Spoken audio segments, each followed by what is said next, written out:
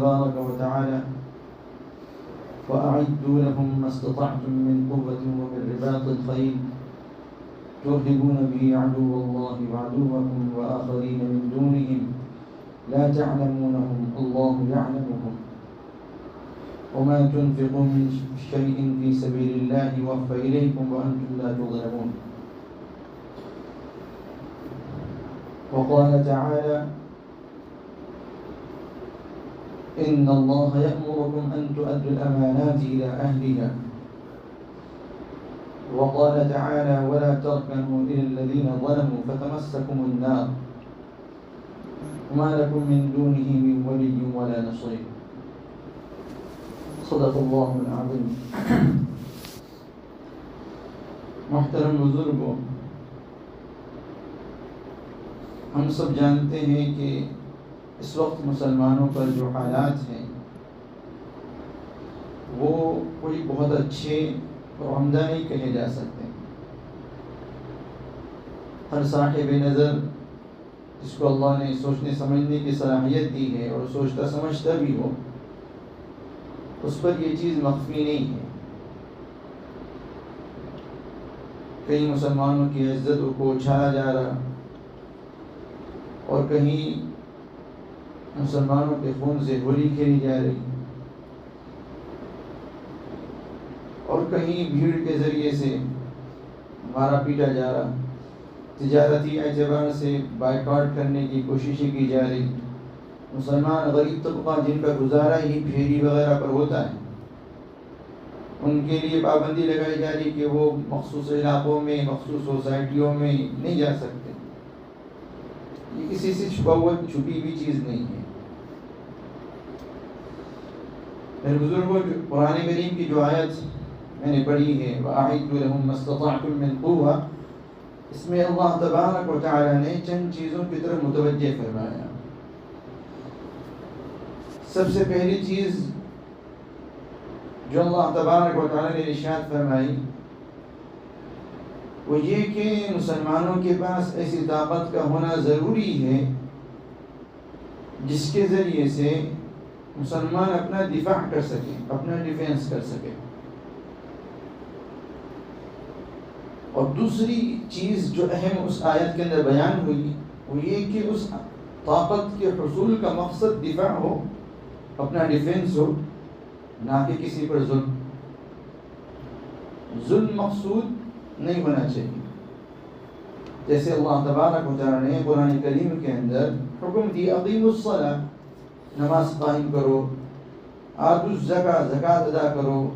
ایسے حکم دیا اعدوا لهم ما استطعتم من قوة، جہاں تک ہو سکے قوت حاصل کرو، طاقت حاصل کرو.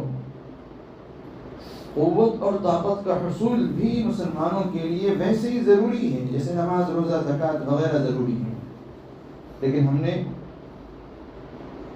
نماز کی فرضیت کو تو سمجھا ماشاءاللہ، روزے کی فرضیت سمجھی، زکوٰۃ کے فرض ہونے کو سمجھا، حج کی فرضیت سمجھی، لیکن اس چیز کے ضروری ہونے کو نہیں سمجھ پائے. تو پہلی چیز جو اس آیت میں اللہ نے حکم دی ہے، جس چیز کا حکم دیا ہے وہ طاقت کا حصول ہے. اور دوسری چیز اس کا مقصد بھی بیان فرمایا کہ ترہبون به عدو اللہ. مقصد ظلم نہیں، مقصد اللہ کے دشمنوں اور اپنے دشمنوں کے دلوں میں یہ احساس پیدا کرنا کہ مسلمان کوئی لقمہ در نہیں ہے کہ جب چاہے نگل لیں. یہ احساس پیدا ہونا چاہیے. کسی پر ظلم کرنا مقصود نہیں ہے، اس کے پیچھے کسی پر زیادتی کرنا مقصد نہیں ہے. مقصد اپنا دفاع، مقصد اپنا ڈیفینس. اور تیسری چیز جو بہت اہم بیان فرمائی کہ وآخرین من دونہم، بہت سارے دشمن ایسے بھی ہیں جن کو تم نہیں جانتے، اللہ جانتے ہیں، جو بظاہر مسلمانوں کے ہمدرد نظر آتے ہیں یا مسلمانوں میں سے ہی ہوتے ہیں لیکن بک جاتے ہیں. دیکھیے تاریخ اٹھا کر کہ مسلمانوں کو ان دشمنوں نے جو کھلم کھلا تھے، اعلانیہ تھے، اتنا نقصان نہیں پہنچایا جتنا آستین کے سانپوں نے نقصان پہنچایا. ہمیشہ سے پوری تاریخ مسلمانوں کی اس سے بھری ہوئی ہے.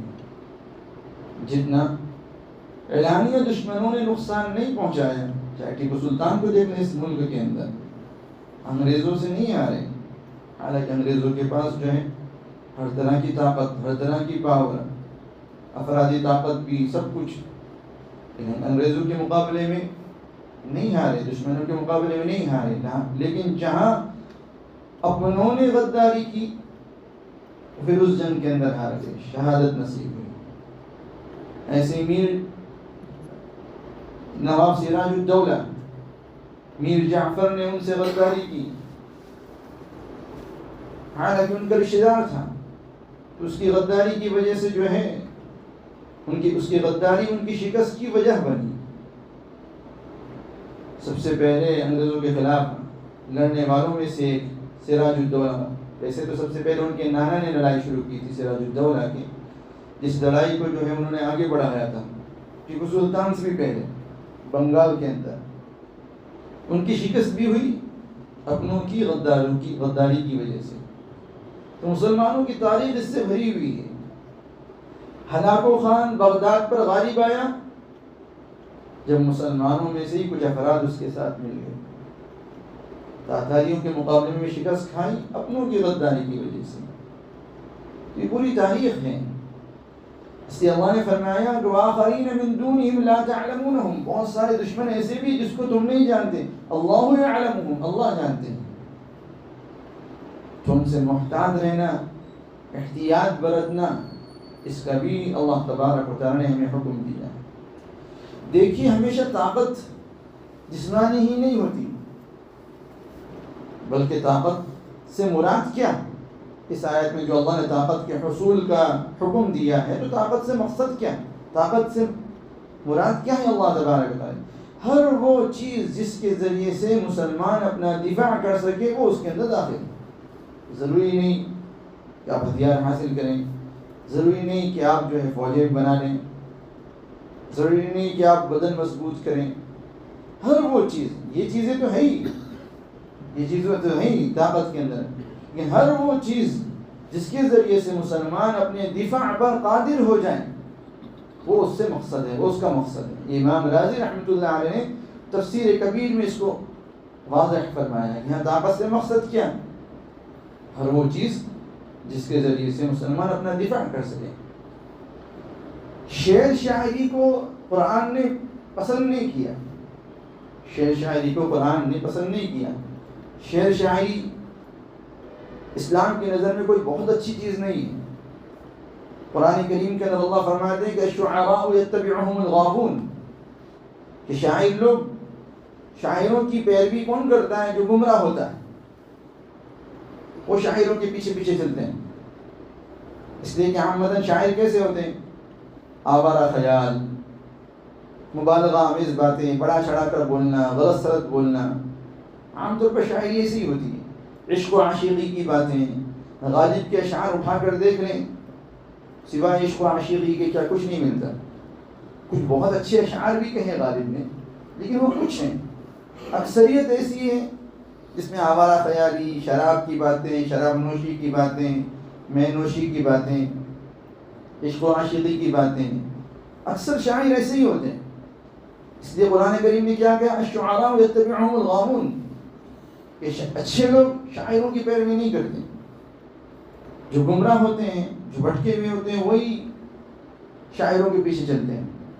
لیکن آگے اللہ نے استثناء بھی فرمایا کہ ہاں وہ شاعر اچھے ہیں جو ایمان لائے، اعمال صالحہ کرے، دین سے جڑے رہیں۔ تو شعر شاعری اپنے جذبات کے ظاہر کرنے کا ایک بہترین ذریعہ سمجھا جاتا تھا عربوں کے نزدیک۔ تو رسول کریم صلی اللہ علیہ وسلم نے حسان بن ثابت رضی اللہ عنہ، جو شاعر رسول ہیں، مداح رسول ہیں، ان کے لیے مسجد نبوی کے اندر ممبر قائم کیا، اور اس ممبر پر بیٹھ کر وہ اشعار کہتے تھے جو رسول کریم صلی اللہ علیہ وسلم کی طرف سے آپ صلی اللہ علیہ وسلم کی برائی کرنے والوں کا جواب ہوتا، دفاعی اشعار، اسلام کی دفاع میں وہ شعر کہا کرتے تھے۔ رسول کریم صلی اللہ علیہ وسلم کی دفاع میں یا صلی اللہ علیہ وسلم کی تعریف میں وہ شعر کہا کرتے تھے۔ ان کا ایک شعر بڑا مشہور ہے کہ وَأَحْسَنَ مِنْكَ لَمْ تَرَ قَطُّ عَيْنِي، کہ آپ سے زیادہ حسین میری آنکھوں نے نہیں دیکھا. وَأَجْمَلَ مِنْكَ لَمْ تَلِدِ النِّسَاء، آپ سے زیادہ خوبصورت عورتوں نے نہیں جنا. خُلِقْتَ مُبَرَّأً مِنْ كُلِّ عَيْبٍ، کہ نبی صلی اللہ علیہ وسلم آپ تو ہر عیب سے پاک پیدا کیے گئے. كَأَنَّكَ قَدْ خُلِقْتَ كَمَا تَشَاءُ، گویا کہ آپ تو ویسے پیدا کیے گئے جیسے آپ چاہتے ہیں. یہ حسان بن ثابت رضی اللہ عنہ کے اشعار ہیں جو آپ صلی اللہ علیہ وسلم کی شان میں انہوں نے کہی. تو حالانکہ شعر شاعری بری بات ہے، اسلام میں پسندیدہ نہیں ہے. وہ شعر جو آوارگی کا ذریعہ بنتے ہیں، آوارہ خیالی کو ظاہر کرتے ہیں، عشق و عاشقی کو ظاہر کرتے ہیں، محبوبہ کے حسن کی تعریف جس میں کی جاتی ہے، محبوبہ کے بدن کے اعضاء کو نہ جانے کیسی کیسی تشبیہات دی جاتی ہیں، اسلام میں پسند نہیں ہے یہ ساری چیزیں. فحاشی عریانیت اسلام کے اندر پسند نہیں ہے. حدیث میں آتا ہے کہ ان اللہ یبغض الفحش والتفحش، اللہ فحاشی کو بھی ناپسند کرتے ہیں اور فحش گوئی کو بھی ناپسند کرتے ہیں. یہ چیزیں پسند نہیں ہیں. لیکن جہاں شاعری دفاع اسلام کا ذریعہ بنتی ہے، اسلام کی دفاع کا ذریعہ بنتی ہے، تو پھر وہ آپ صلی اللہ علیہ وسلم شاعر کے لیے مسجد نبوی کے اندر منبر رکھ رہے ہیں. تو ایک ایسی چیز جو اسلام میں اچھی نہیں ہے لیکن جب دفاع کا ذریعہ بنتی ہے، جب اسلام پر جمنے کا ذریعہ بنتی ہے، جیسے کہ علامہ اقبال رحمہ اللہ کے اشعار دیکھ لیں، ان کے اشعار پڑھ کر ہی خون گرم آ جاتا ہے. عجیب اشعار ہیں علامہ اقبال رحمہ اللہ. تو یہ اشعار پسندیدہ ہیں، ایسے اشعار جو دفاع اسلام کا ذریعہ بنے، کافروں کی طرف سے اسلام پر ہونے والے اعتراضات کا جوابات بنے، آپ صلی اللہ علیہ وسلم کی تعریف اور ثنا کا ذریعہ بنے، تو اسلام کے اندر ایسے اشعار پسندیدہ ہیں. تو ہر وہ چیز جو دفاع اسلام کا ذریعہ بنتی ہو، جس علاقے اور جس ماحول کے اعتبار سے، اس کا اختیار کرنا اسلام کے اندر پسندیدہ ہے، بلکہ اس کا اختیار کرنا مطلوب ہے. پہلے آپ صلی اللہ علیہ وسلم کے زمانے کے اندر حفاظت کے لیے ایک طریقہ یہ ہوا کرتا تھا کہ ہر قبیلہ اپنے قبیلے والے افراد کی حفاظت کیا کرتا تھا، حمایت کیا کرتا تھا. کسی قبیلے کے ایک فرد کو چھیڑنا گویا پورے قبیلے سے دشمنی لینے کے مترادف تھا. آپ کسی قبیلے کے ایک فرد کو گویا چھیڑ دیں تو ایسا جیسا پورے قبیلے کو آپ نے جنگ کے لیے للکار دیا. تو ہر قبیلہ والا اپنے قبیلے والے افراد کی حمایت کیا کرتا تھا. اسی وجہ سے جب رسول کریم صلی اللہ علیہ وسلم کا بائیکاٹ کیا گیا تو آپ صلی اللہ علیہ وسلم کے ساتھ کس نے دیا؟ بنو ہاشم نے، جو آپ صلی اللہ علیہ وسلم کا خاندان تھا. بنو مطلب نے، ان حضرات نے، ان قبیلوں نے آپ صلی اللہ علیہ وسلم کا ساتھ دیا.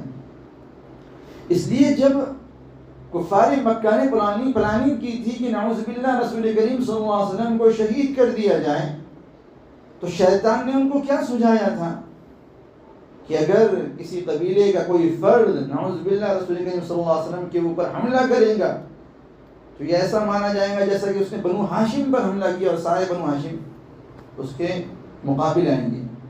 تو ایسا مت کرو کہ چند افراد مل کر جو ہے نعوذ باللہ رسول کریم صلی اللہ علیہ وسلم پر حملہ مت کرو. شیطان نے کیا رائے دی کہ ہر قبیلے کے کچھ افراد لے لیے جائیں، وہ سارے مل کر آپ صلی اللہ علیہ وسلم پر اٹیک کریں گے. جیسے آج کل کا ہوتا ہے نا بھیڑ والا، یہ شیطان کی سجائی بھی راہ ہے. تو شیطان نے کفار مکہ کو سجائی تھی کہ ہر قبیلے کے کچھ افراد جو ہیں وہ مل کر رسول کریم صلی اللہ علیہ وسلم پر حملہ کریں. جس وقت رسول کریم صلی اللہ علیہ وسلم نے مکہ سے مدینہ ہجرت کرنے کا ارادہ کیا تھا، وہ رات کیسی تھی؟ اس رات آپ صلی اللہ علیہ وسلم کے گھر کو چاروں طرف سے گھیرا ہوا تھا، بس گھسنے ہی کا ان کا ارادہ تھا، نیت تھی کہ اب گھس کر جو ہے کام تمام کر دیا جائے گا. تو کون لوگ تھے اس کے اندر؟ کوئی مخصوص قبیلے کا افراد نہیں تھے، مکہ کے اندر رہنے والا ہر قبیلہ اس کے اندر شریک تھا. مکہ کے اندر رہنے والا ہر قبیلہ اس کے اندر شریک تھا. کیوں؟ اس کے پیچھے ریزن کیا؟ تاکہ بنو ہاشم سب کا مقابلہ نہ کر سکے. اگر سارے قبیلے شریک رہیں گے نعوذ باللہ صلی اللہ علیہ وسلم کی شہادت کے اندر تو بنو ہاشم بھی سب کا مقابلہ نہیں کر سکیں گے اور وہ جو ہے بدلہ نہیں لے سکیں گے. تو ایک طریقہ یہ تھا حفاظت کا، حمایت کا اس زمانے میں کہ ہر قبیلہ والا اپنے قبیلے کے افراد کی مدد کیا کرتا تھا. ایسے ایک اور طریقہ تھا، حالانکہ یہ چیز کہ قبیلے کی بنیاد پر، خاندان کی بنیاد پر جو ہے مدد کی جائے، یہ اچھی نہیں اسلام میں کہ میرے خاندان کا ہے تو میں مدد کروں، میرے قبیلے سے تعلق رکھتا ہے، میرے علاقے سے تعلق رکھتا ہے اس لیے میں مدد کروں. یہ کوئی پسندیدہ چیز نہیں ہے، لیکن آپ صلی اللہ علیہ وسلم نے اس زمانے میں اس کا استعمال کیا. ایسے ایک طریقہ یہ تھا کہ جو کمزور قبیلے تھے وہ اپنے سے طاقتور قبیلے والوں کی پناہ لے لیا کرتے تھے. یہ جو کمزور افراد تھے وہ کسی نہ کسی طاقتور قبیلے کی پناہ میں آ جایا کرتے تھے. جب کفار مکہ نے رسول کریم صلی اللہ علیہ وسلم کا بائیکاٹ کیا، آپ صلی اللہ علیہ وسلم نے صحابہ رضی اللہ عنہم کو ہجرت کی اجازت دے دی کہ جائیں، جس جگہ جا کر آپ پناہ لے سکتے ہیں. کچھ لوگ جو حبشہ گئے اور حبشہ کے بادشاہ کی پناہ لی. اس زمانے کے اندر یہ طریقہ تھا اپنی حفاظت کا، اپنے تحفظ کا، کہ کسی طاقتور کی پناہ لے لو، اس کے ذریعے سے حفاظت حاصل کرو. تو بعض صحابہ رضی اللہ عنہم نے حبشہ جا کر حبشہ کے بادشاہ کی پناہ لی. صدیق اکبر رضی اللہ عنہم بھی ہجرت کے ارادے سے نکلے. حضرت ابوبکر رضی اللہ عنہ ہجرت کے ارادے سے نکلے. راستے میں ایک مقام پر ابن الدغنہ جو قبیلہ قارہ کے تھے وہ ملے. وہ بہت باحیثیت سمجھے جاتے تھے، عربوں کی نظر کے اندر باعزت مانے جاتے تھے. تو حضرت ابوبکر رضی اللہ عنہ سے پوچھا کہ کہاں جا رہے ہو؟ صدیق اکبر رضی اللہ عنہ نے جواب دیا کہ میری قوم مجھے مکہ میں رہنے نہیں دے رہی، اس لیے میں چاہتا ہوں کہ اللہ کی زمین میں گھوموں پھروں، اپنی زندگی بسر کروں. تو ابن الدغنہ نے عرض کیا کہ آپ جیسے شخص کو کون نکال سکتا ہے؟ انہوں نے حضرت ابوبکر رضی اللہ عنہ کی وہی صفات ذکر کی جو صفات حضرت خدیجہ رضی اللہ عنہا نے آپ صلی اللہ علیہ وسلم کی بیان فرمائی تھی جب آپ صلی اللہ علیہ وسلم غار حرا سے واپس ہوئے تھے پہلی وحی کے بعد. 5 صفات جو حضرت خدیجہ رضی اللہ عنہ نے آپ صلی اللہ علیہ وسلم کی بیان فرمائی تھی کہ اللہ آپ کو ضائع نہیں کریں گے، آپ تو یہ کرتے ہیں، یہ کرتے ہیں، آپ ناداروں کے لیے کماتے ہیں، آپ کمزوروں کے لیے کماتے ہیں، کمزوروں کی مدد کرتے ہیں، مہمان نوازی کرتے ہیں، مصیبت کے وقت میں کام آتے ہیں. آپ صلی اللہ علیہ وسلم اور صدیق اکبر رضی اللہ عنہ میں عجیب مماثلت تھی، عجیب یکسانیت تھی. آپ صلی اللہ علیہ وسلم کی صفات میں اور صدیق اکبر رضی اللہ عنہ کی صفات میں عجیب مماثلت، عجیب یکسانیت. آپ صلی اللہ علیہ وسلم کو اللہ تعالیٰ نے رحمت للعالمین قرار دیا قرآن کریم کے اندر. وَمَا أَرْسَلْنَاكَ إِلَّا رَحْمَةً لِلْعَالَمِينَ، رحمت للعالمین قرار دیا. اور رسول کریم صلی اللہ علیہ وسلم نے صدیق اکبر رضی اللہ عنہ کو ارحم امتی قرار دیا. میری امت میں سب سے زیادہ رحم دل کون؟ صدیق اکبر رضی اللہ عنہ. عجیب یکسانیت آپ صلی اللہ علیہ وسلم کے اندر اور صدیق اکبر رضی اللہ عنہ کی صفات کے اندر. صرف صفات میں نہیں، سوچ بھی الگ نہیں تھی. صدیق اکبر رضی اللہ عنہ کی سوچ بھی آپ صلی اللہ علیہ وسلم سے جدا نہیں تھی. جس انداز میں رسول کریم صلی اللہ علیہ وسلم سوچتے تھے وہی انداز صدیق اکبر رضی اللہ عنہ کے سوچنے کا تھا. اعمال میں مخالفت دور کی بات، اوصاف اور صفات کے اندر مخالفت، کوالٹیز کے اندر مخالفت دور کی بات. صدیق اکبر رضی اللہ عنہ کی ذات تو ایسی تھی کہ ان کی سوچ بھی آپ صلی اللہ علیہ وسلم سے مختلف نہیں تھی. اور کئی مواقع پر اس کا ظہور ہوا.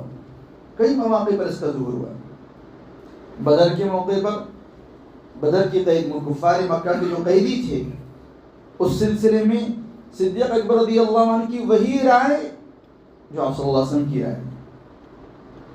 حدیبیہ کے موقع پر آپ صلی اللہ علیہ وسلم نے جب واپسی کا ارادہ کیا اور احرام کھول لینے کا حکم دیا، حضرت رضی اللہ عنہ نے آپ صلی اللہ علیہ وسلم سے کچھ سخت سوالات کر دیے کہ ہم حق پر نہیں ہیں، کہ اللہ نے مدد کا وعدہ نہیں کیا، پھر کیوں ہم واپس لوٹیں. آپ صلی اللہ علیہ وسلم نے جو جوابات دیے وہی جوابات ہیں. حالانکہ اس مجلس میں حضرت ابوبکر رضی اللہ عنہ موجود نہیں ہیں، صدیق اکبر رضی اللہ عنہ وہاں نہیں ہیں. آپ صلی اللہ علیہ وسلم کے جوابات سے حضرت عمر کو تشفی نہیں ہوئی، وہ غصے میں بھرے ہوئے ہیں. وہ اٹھ کے وہاں سے جو ہے صدیق اکبر رضی اللہ عنہ کے پاس جاتے ہیں اور وہی سوالات جو انہوں نے رسول کریم صلی اللہ علیہ وسلم سے کیے تھے کہ ہم حق پر نہیں ہیں، کہ اللہ نے ہم سے مدد کا وعدہ نہیں کیا تو پھر کیوں ہم واپس جا رہے ہیں، وہی سوالات صدیق اکبر رضی اللہ عنہ سے کیے، جو بعینی وہی جوابات جو صدیق اکبر رضی اللہ عنہ نے حضرت عمر رضی اللہ عنہ کے دیے تھے، وہی جوابات صدیق اکبر رضی اللہ عنہ نے دیے جو آپ صلی اللہ علیہ وسلم نے حضرت عمر کو دیے تھے. الفاظ کا بھی فرق نہیں ملتا، الفاظ کا بھی فرق نہیں. یعنی صدیق اکبر رضی اللہ عنہ کی ذات اور آپ صلی اللہ علیہ وسلم کی ذات کے اندر ایسی یکسانیت تھی کہ صفات بھی یکساں، اوصاف بھی یکساں، سوچ بھی یکساں، سوچنے کا انداز بھی یکساں. تو ابن الدغنہ نے صدیق اکبر رضی اللہ عنہ کی وہی کوالٹیز گنوائی جو حضرت خدیجہ نے آپ صلی اللہ علیہ وسلم کی کوالٹیز گنوائی تھی، خوبیاں گنوائی تھی ہیرا سے واپسی کے بعد. کہ آپ جیسے شخص کو کیسے نکالا جا سکتا ہے مکہ سے؟ آپ تو ناداروں کے لیے کماتے ہیں، بے کسوں کی مدد کرتے ہیں، مصیبت زدہ کے کام آتے ہیں، مہمانوں کی مہمان نوازی کرتے ہیں، آپ جیسا شخص کیسے نکالا جا سکتا ہے؟ میں آپ کو اپنی پناہ میں لیتا ہوں. صدیق اکبر رضی اللہ عنہ ان کی پناہ لے کر مکہ واپس آتے ہیں اور ان کی پناہ میں مکہ کے اندر رہتے ہیں. تو زمانے کے اندر اپنے تحفظ کے لیے، اپنی حفاظت کے لیے جو وسائل میسر تھے ان سے مسلمانوں نے استفادہ کیا ہے. بتلانا یہ مقصد ہے. حبشہ کے بادشاہ کی پناہ حاصل کی. آپ صلی اللہ علیہ وسلم کی حمایت کے لیے آپ کا خاندان تھا. جب تک ابو طالب حیات تھے آپ صلی اللہ علیہ وسلم کی حمایت میں تھے. ان کی حیات میں کسی کافر کی ہمت نہیں تھی کہ آپ صلی اللہ علیہ وسلم کو جسمانی تکلیف پہنچائیں. وہ سارے واقعات جو ملتے ہیں آپ صلی اللہ علیہ وسلم کو تکالیف پہنچانے کے، وہ ابو طالب کے اس دنیا سے جانے کے بعد کے ہیں. بائیکاٹ تو کیا تھا، مقاطعہ تو کر لیا تھا، لیکن جسمانی تکلیف کے سارے واقعات ابو طالب کے اس دنیا سے جانے کے بعد کے ہیں. تو جتنے وسائل تھے اس زمانے کے اندر رسول کریم صلی اللہ علیہ وسلم نے، صحابہ رضی اللہ عنہ نے ان سے استفادہ کیا اپنی حفاظت کے لیے. میرے بزرگوں، بتلانا مقصد یہ ہے کہ سیکولر ملک کے اندر، جمہوری ملک کے اندر اپنی حفاظت کے لیے ایک بڑا ذریعہ اپنے ووٹ کا صحیح استعمال ہے. اپنے ووٹ کا صحیح استعمال ہے. جمہوری ملک کے اندر ہر شخص کو ووٹ دینے کا اختیار ملتا ہے. جمہوری ملک کے اندر ہر شخص کو ووٹ دینے کا، جو اس ملک کا شہری ہے، جس کو سٹیزن شپ حاصل ہے، اس کو اختیار ملتا ہے کہ اپنا ووٹ دیں اور ووٹ کے ذریعے سے اپنا نمائندہ منتخب کریں. یہ ایک بڑا ذریعہ ہے جس کو جو ہے ہم اپنی حفاظت کے لیے استعمال کر سکتے ہیں، اور اسلام میں اس کا استعمال ممنوع نہیں ہے. جائز وسائل سے استفادہ کرنا، موجودہ وسائل سے استفادہ کرنا، جیسا کہ میں نے شعر کی مثال دی کہ شعر اسلام کے اندر کوئی اچھی چیز نہیں ہے. شعر بولنا، شعر شاعری کہنا کوئی اچھی بات نہیں ہے. قرآن کریم نے فرمایا الشعراء یتبعهم الغاوون، شاعروں کی گمراہ لوگ پیروی کرتے ہیں. جو گمراہ ہوتے ہیں وہ شاعروں کے پیچھے پیچھے چلتے ہیں، کیونکہ شاعروں کے اندر عامتاً آوارہ خیالی پائی جاتی ہے، مبالغہ آمیز باتیں، بڑا چڑھا کر بولنا، یہ شاعروں کا مزاج ہوتا ہے. لیکن اگر شعر شاعری اسلام کی دفاع کا ذریعہ بن رہی، اگر شعر شاعری دین کے دفاع کا ذریعہ بن رہی، تو پھر آپ صلی اللہ علیہ وسلم مسجد نبوی کے اندر شاعر کے لیے، حسان بن ثابت رضی اللہ عنہ کے لیے منبر قائم کر رہے ہیں. حالانکہ شعر شاعری اچھی چیز نہیں ہے. آپ نے صاف فرمایا میں شاعر نہیں ہوں، مجھے شاعر بنا کر بھیجا نہیں گیا. لیکن جب شاعری ذریعہ بن رہی ہے دفاع کا، جب شاعری ذریعہ بن رہی ہے اچھی عادات کے پیدا کرنے کا، تو پھر وہ شاعری پسندیدہ بن جاتی ہے. تو ایسے ہی اگر کوئی چیز اپنی اصل کے اعتبار سے اگرچہ اچھی نہ ہو، لیکن اگر اپنی حفاظت کا ذریعہ بن رہی ہو، اسلام کی دفاع کا ذریعہ بن رہی ہو، تو پھر وہ بھی محمود و پسندیدہ ہو جاتی ہے.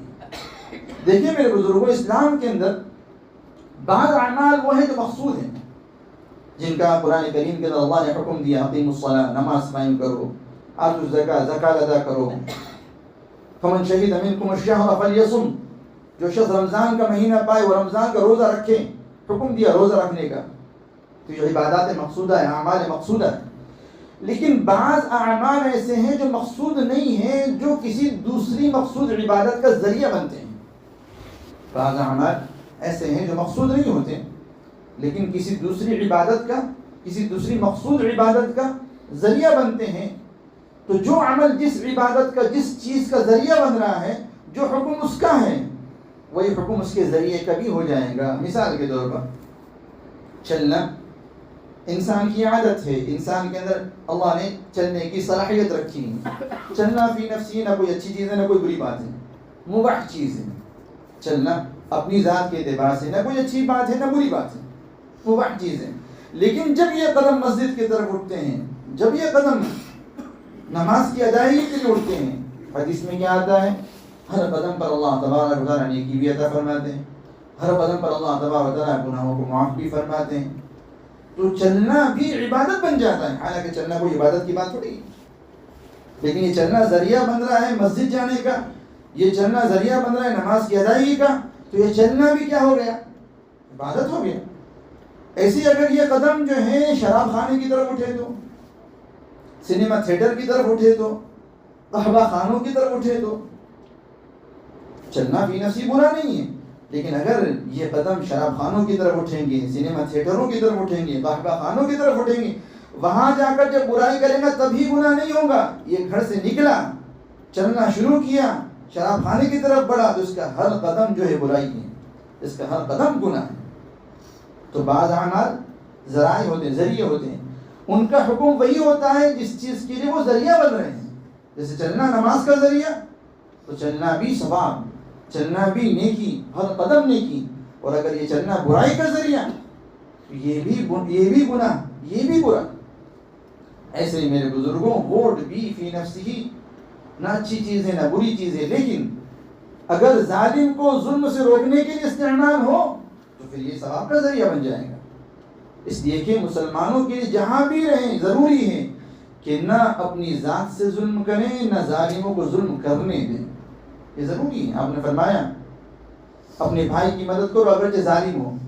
صحابہ نے پوچھا کہ بھائی کی مدد ظالم ہونے کی حالت میں کیسے کی جا سکتی ہے؟ آپ صلی اللہ علیہ وسلم نے ارشاد فرمایا اس کا ہاتھ پکڑ لو, اس کو ظلم سے روک دو, یہ اس کی مدد ہوگی. تو ظلم سے ظالم کو روکنا یہ بھی ہمارے لیے ضروری ہے. محض اپنی ذات سے ظلم نہ کرنا کافی نہیں ہے. محض میں ظالم نہیں ہوں, میں کسی پہ ظلم نہیں کر رہا, اتنا کافی نہیں ہے. بلکہ میں ظالم کو ظلم نہ کرنے دوں, یہ بھی میرے لیے ضروری ہے. اور وہ ذریعہ بنتا ہے کہ آپ ظالموں کو اس مقام پر پہنچنے سے روک دیں جہاں جا کر وہ ظلم کر سکتے ہیں. وہ اس بات کا ذریعہ بنتا ہے کہ ظالموں کو آپ اس مقام پر پہنچنے ہی نہ دیں جہاں جا کر وہ ظلم کر سکتے ہیں. اس لیے اپنے ووٹ کا صحیح استعمال بے انتہا ضروری ہے, تاکہ وہ طاقتیں جو اسلام کو مٹانے کے در پر ہیں, مسلمانوں کو مٹانے کے در پر ہیں, وہ طاقتیں اقتدار میں حاصل کر لیں. اللہ نے فرمایا لا ترکنوا الی الذین ظلموا, آپ ظالموں کی طرف مائل نہ ہوں,